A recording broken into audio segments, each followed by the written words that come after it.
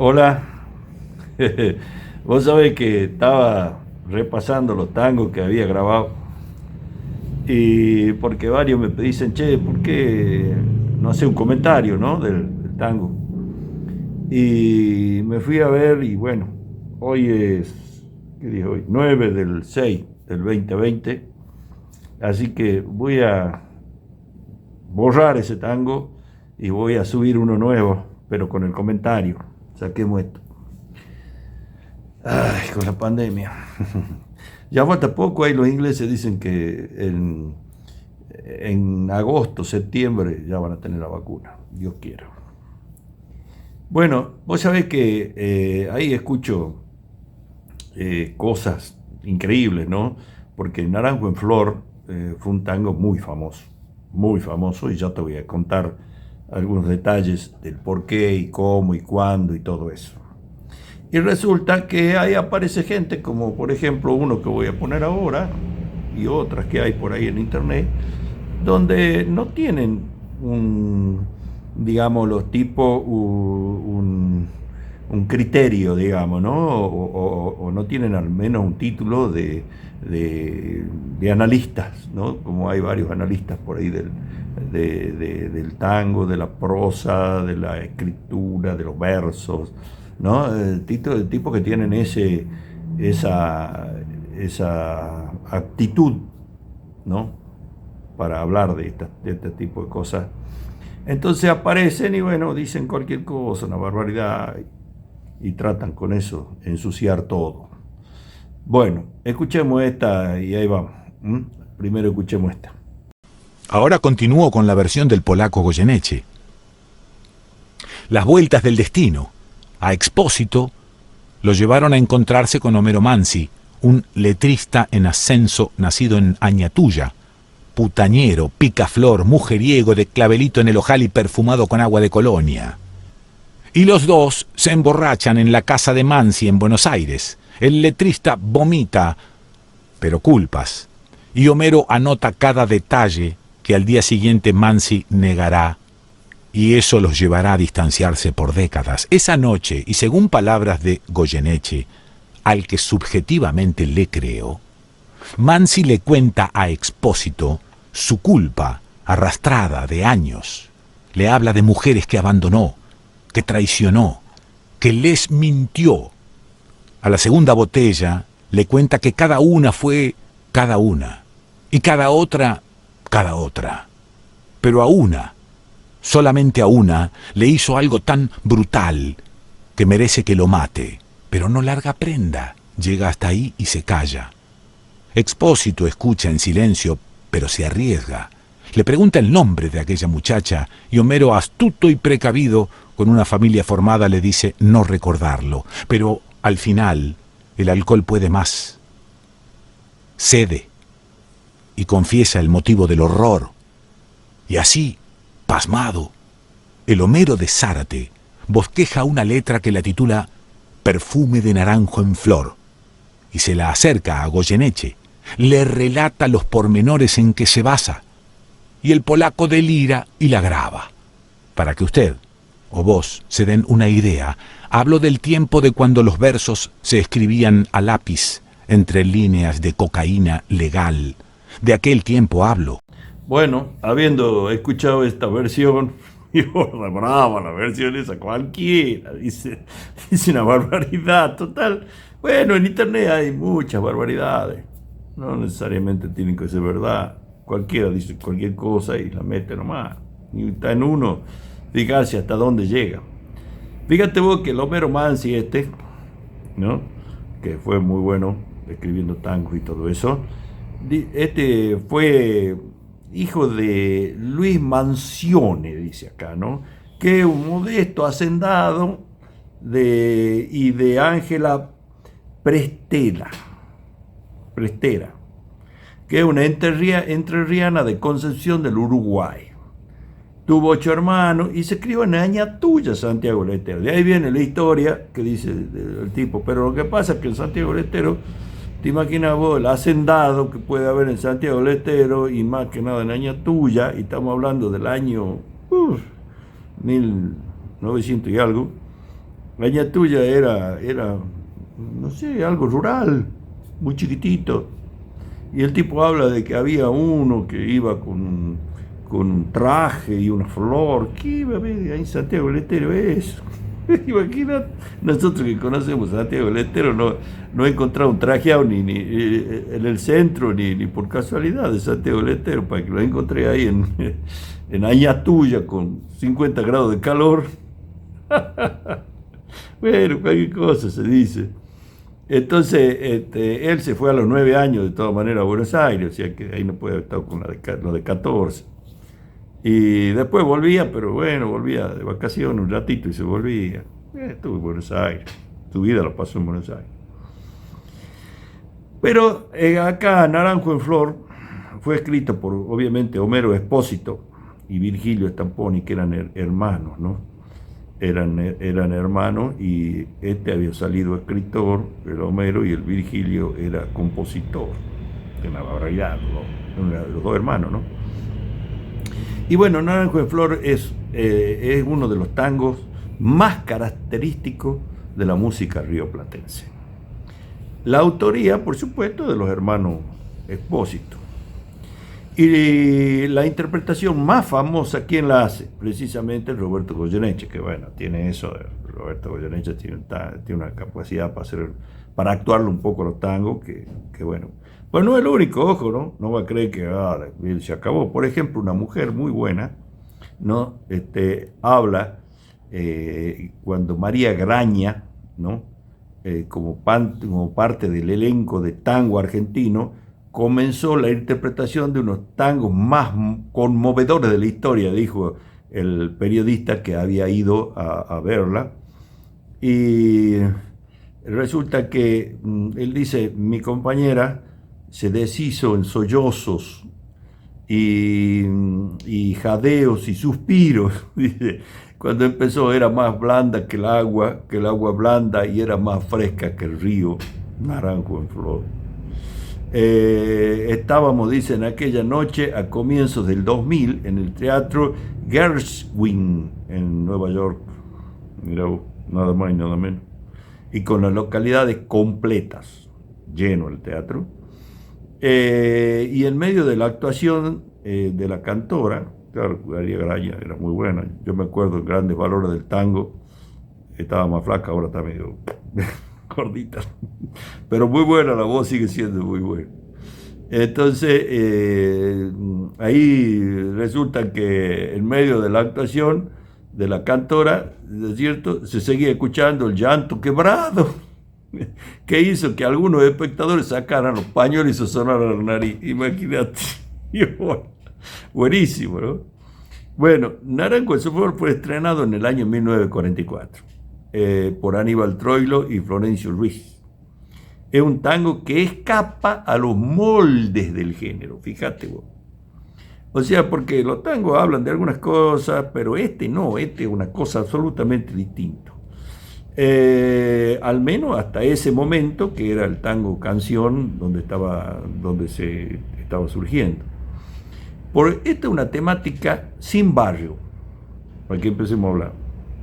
Sin compadrito, sin bulines ni conventillos. No hay.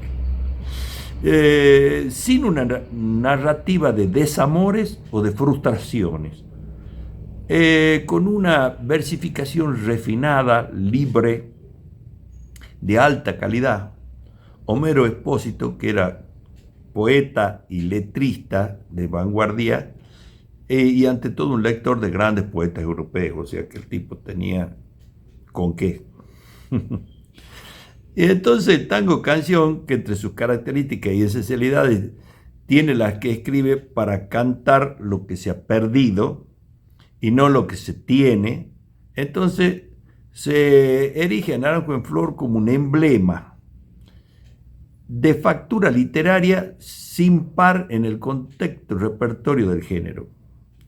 Musicalizado por Virgilio, ya dijimos, Stamponi, el hermano. Naranjo en Flor comienza con unas imágenes que pueden ser difíciles para el entendimiento rápido. Porque si a vos te salen era más blanda que el agua. Mierda, che, ¿cómo es el asunto si el agua es blanda? Bueno, pero resulta que hay algunas interpretaciones, porque todo el mundo cree con derecho a interpretar, pero está bien, digamos, eso es lo que hace el tango. Entonces, por ejemplo, dice, sí, ¿cuál es la blanda? La que no es blanda, el hielo, por ejemplo, es duro. Pero no, hay otra, en otros lugares los tipos dicen que fíjate que el agua antes no era agua potable. Yo me acuerdo que en aquella época venía por el canal y había que meter un filtro de piedra para poder tomar agua de ahí, porque no era agua potable. Pero las aguas esas eran duras. Aguas duras eran aquellas que se ponían en los pozos de agua de lluvia, que se mezclaba con la tierra, entonces la tierra le pasaba algunas durezas a las aguas. Por ejemplo, aquellos tipos que sepan de calderas y todo eso, va a ver que el agua dura le tranca la cañería.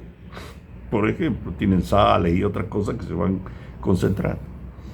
Entonces dice que era más blanda que el agua blanda, o sea que todavía era mucho mejor, ¿no? Entonces, Naranjo en Flor,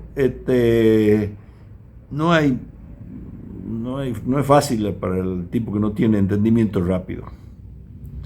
Entonces, y como mínimo, se puede asegurar que es una expresión, al menos poco usual, hablar de que el agua blanda.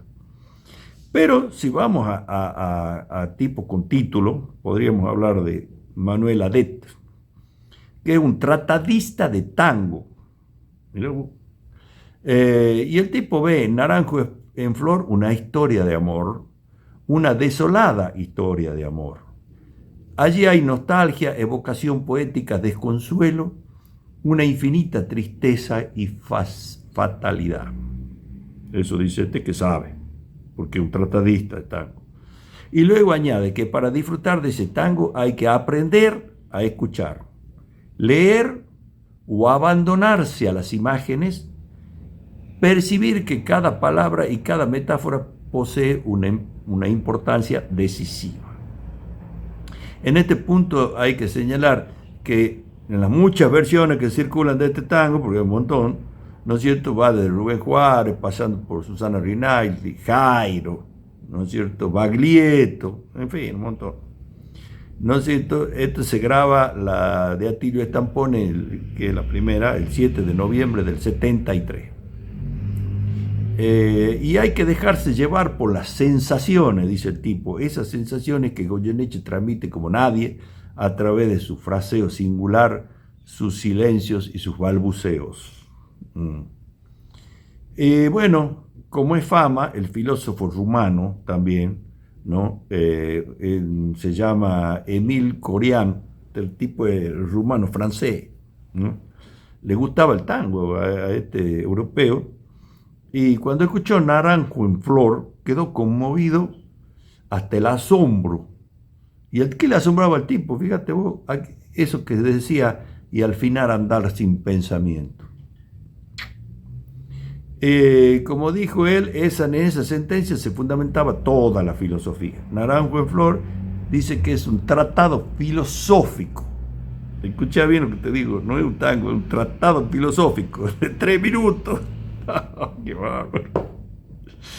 Bueno, en rigor, como así lo hacen muchos otros tangos, Naranjo en Flor no cuenta una historia, ya dijimos, y aunque pueda ser, como tantos otros hermosos tratados del género, esta es una ópera de 3 minutos. Está hecho más para el pensamiento que para el sentimiento, dice el tipo. O, en efecto, pasa con una mezcla entre uno y otro. O sea, el pensamiento y el sentimiento. Que lo hace distinto y lo pone al escuchador, dice, en guardia. O sea que, miércoles, ¿cómo es esto? En rigor, dice, por supuesto, Naranjo en Flor no cuenta una historia. Y entonces, mientras vuelan los perfumes de Naranjo en Flor y nos vamos de ronda por viejas arboledas, calles de estío, ¿saben qué es estío? verano, ya que estamos hablando del verano, y de verano santiagueño según el otro, es de un muerto él. No, dice, esto no es de ahí. Entonces,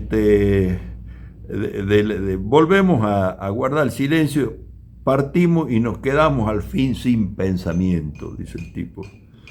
Como aquella noche en el teatro Gershwin de Nueva York, cuando María Graña llegó con su voz e interpretación a hacer llorar a la mujer que estaba a mi lado, hasta dejarla, por exceso de lágrimas, como un pájaro sin luz. Bueno, esta es una interpretación espectacular, y esa fue la verdadera historia, no las que cuentan cualquiera y quieren desmerecer este tango. Este tango es maravilloso y es una obra, ¿no es cierto?, filosófica. Ahí va. Hola muchachos, ¿cómo andan hoy? ¿Qué tal una hoy tranquila, una así como naranjo en flor? Ahí va para ustedes, que tengan un feliz encierro en el 2020, en el COVID-19, que lo tiró.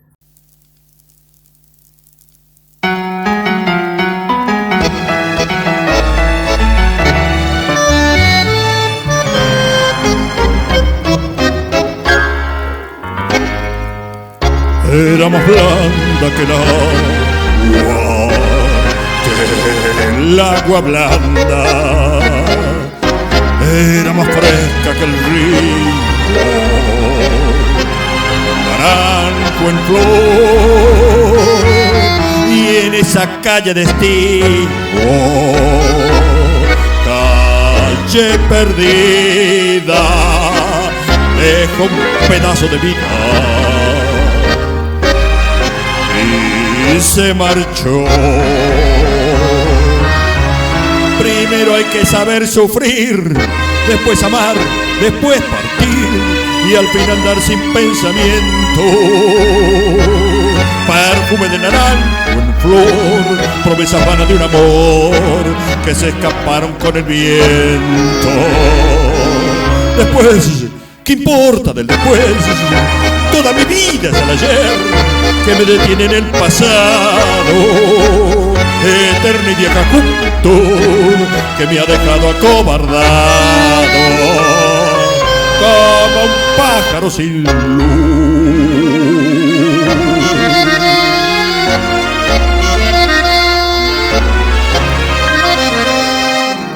¿Qué le habrán hecho mis manos?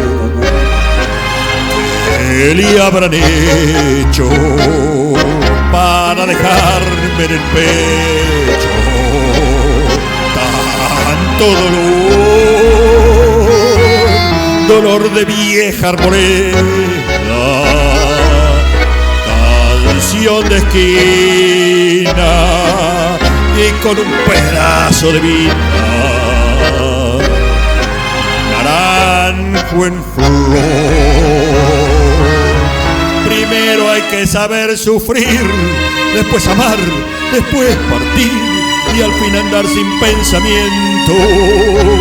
Perfume de naranjo en flor, promesas vanas de un amor que se escaparon con el viento.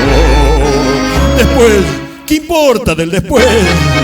Toda mi vida es el ayer que me detiene en el pasado, eterna y vieja juventud que me ha dejado acobardado como un pájaro sin luz.